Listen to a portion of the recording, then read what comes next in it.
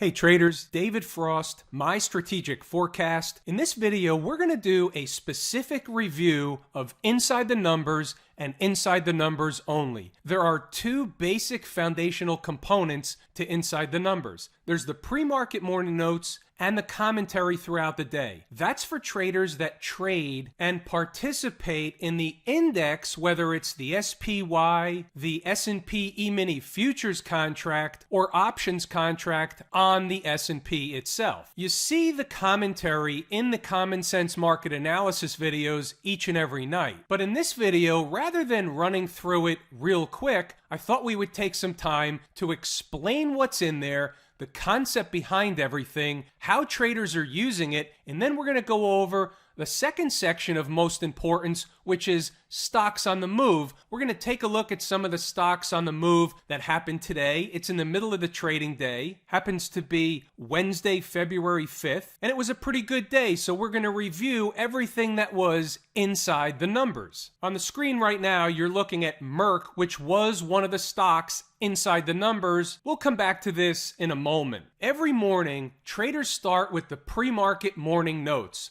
What's the take on the market? What's the setup for the day? What happened overnight? What's happening in the morning? What's the setup? How can we take advantage of it? How can we make money today? That's the concept. We're keeping it simple. We're kissing the market. So just so happens this morning we had another gap up. At present, the market happens to be in a state of kabuki theater, but we take the market for what it is. If the market's willing to provide opportunity to us, we're willing to take the opportunity. You'll see that unfold as this video goes forward. One thing that was most important found in the pre-market morning notes was a specific number. You'll focus on this line here. Using the continuous contract for numbers that will matter this morning, we find the most previous breakup candle low around ES 33.15. Now, if you're not familiar with what a breakup candle low is, these are the type of things that are taught in my course, Lazy E-mini Trader, also things that I discuss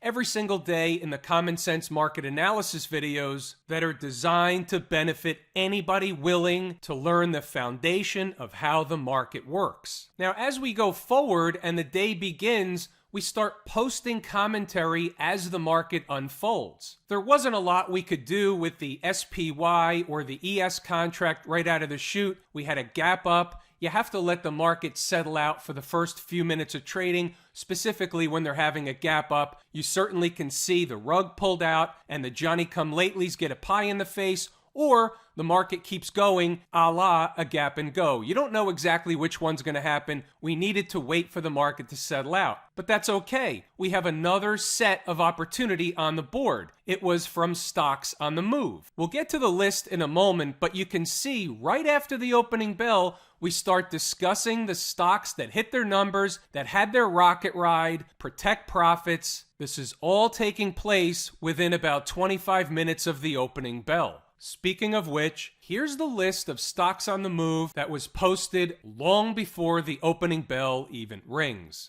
They begin populating on the page roughly 7:30 a.m. In order to be successful in this business, it takes work. I'm doing the work for the benefit of Inside the Numbers members, and at the same time as I'm doing the work, they're learning, I'm teaching. Everybody wins, everybody's making money. The second column from the right says entry hit. You'll notice today there were 5 stocks that actually hit their entry targets. This is out of a potential 8 stocks on the list. It is earnings season, so we get a lot of earnings happening after the closing bell and before the opening bell. Therefore, we have a bonanza on our hands. Here's a 15-minute pit session chart of the S&P E-mini futures contract. You'll remember from the morning notes, we discussed a specific number. What was it? 33.13. There's your trend line, 33.13.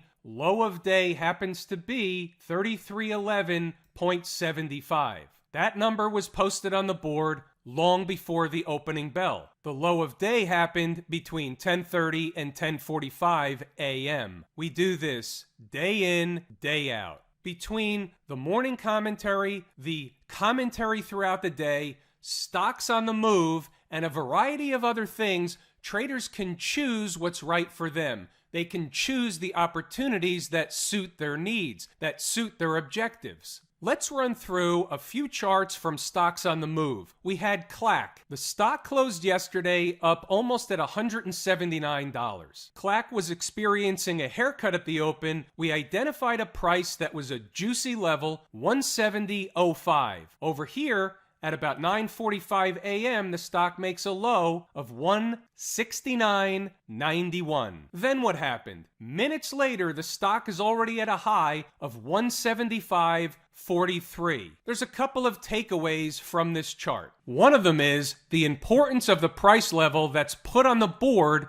early in the morning. The second is stocks are headed for a destination. This one found a destination, turned around, went the other way, came back to the destination over and over and over again. What does that tell us? It tells us that number around 170 is important. How does that help us? It proves the case that our work works. How about Spotify? Closed yesterday up over $154, getting its haircut at the open. The price entry on the board this morning, 146.50, and 145.02 was a secondary price. Need I say more? You can see what happened. The stock is still headed north as I make this video. Up about $150 a share, $3.50 better than the entry price today. How about Snap? This one doesn't look so hot, but there's always a lesson to be learned. We don't take this trade. It came too close. We got the rip or rocket ride higher that we were expecting. Right here, the stock made a low of 17.02, just 4 pennies above the suggested entry, and it ripped away. Then it comes back down. We don't want it anymore. We don't want it on the second run. The first run is your best run. Snap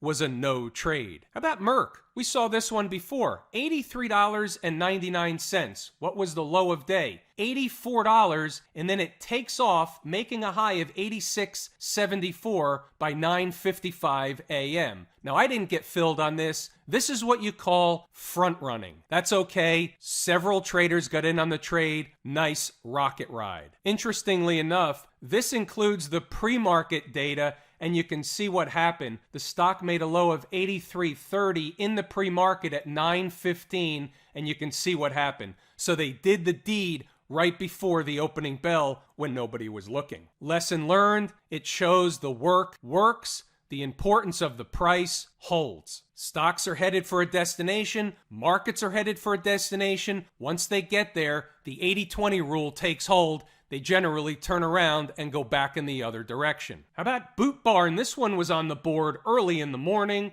First entry price, $36.49. Second, $35.28. You can see what happened. The second was the number. The low of day, $35.18. The rest of it is history. Rocket ride. By 10:30 in the morning, $39.48 as a high in Boot. We do this day after day after day. Some days we get many more trades than others, but on average, we get trades every single day. How about Plantronics? Let's take a look at this. It doesn't look like all that much, but the chart is skewed. Let me show you exactly what happened. The stock closed yesterday up at $26.87, getting a absolute buzz cut at the open. We had two numbers on the board, 1641 and 1597. Never hit the second, pulled up in between. You have to magnify this one down to a 1-minute chart to appreciate what happened. So the stock made a low of 1605,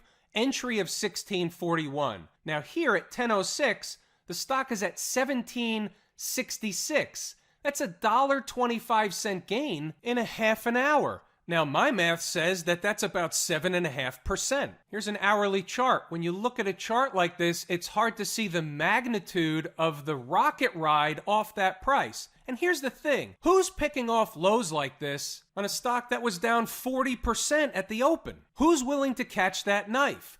They're not falling knives. It's a term. It's designed to scare you. Stocks are headed for a destination. If you understand where the destination is, you can make money, especially when they go on the rocket ride. And that, my friends, is a pretty good place to pull the ripcord for this session. If you want to see this for yourself in real time and in action, go visit My Strategic Forecast. take a gander at Inside the Numbers. We've got a fantastic group of traders. If you want to join the club and make some dough, feel free. We're happy to have you. I'm David Frost, my strategic forecast. Thanks for tuning in for an episode of Inside the Numbers.